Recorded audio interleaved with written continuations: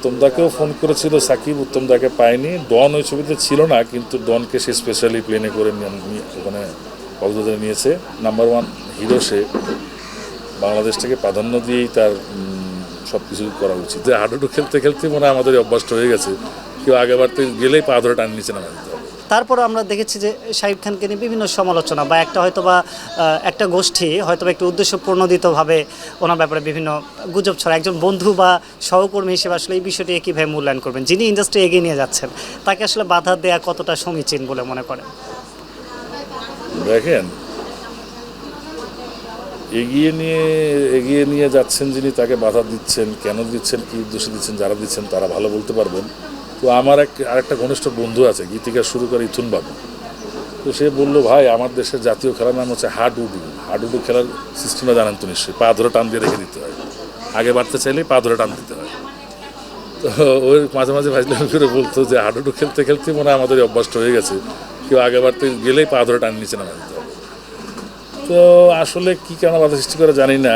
আর তার বিরুদ্ধে সমালোচনাগুলো কী, অভিযোগগুলো কী, ওটা আমি খুব একটা স্পষ্ট না। কেন করা হয় তাও আমি ক্লিয়ার না। করতেছে তো ভালো কথা, করুক না।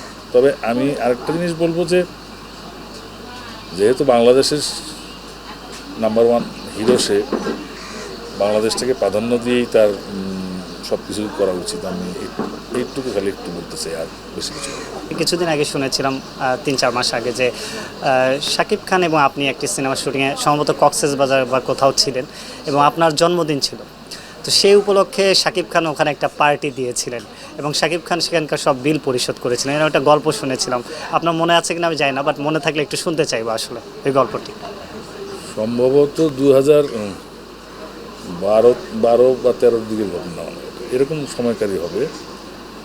শুধু আমি না, আমার জন্মদিন যেদিন, সেদিন আমাদের আরেকজন অভিনেতা আছে ডন। একই দিনেই জন্ম, একই দিন, একই তারিখ, একই মাস, একই সাল, সময়ের মানে ঘণ্টাখানেক সময়ের পার্থক্য আর কি। আরেকজন আছেন উত্তম আকাশ, ডিরেক্টর, আমাদের সিনিয়র, উনারও একই দিনে একই তারিখেই জন্ম।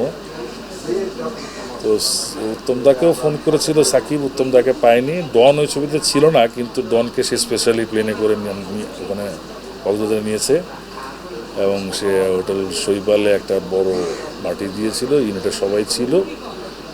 এবং এটা আসলে কি, এটা একবার দুইবার না, তো মানে ওর জন্মদিন, আমার জন্মদিন শুটিংয়ের সময় পড়তোই। তো আমরা তো আর অতটা বড় করে ওটা সেলিব্রেট করতাম না। ও আবার সুযোগ পেলেই আমাদের জন্মদিনটা একটু বড় করে সেলিব্রেট করতো।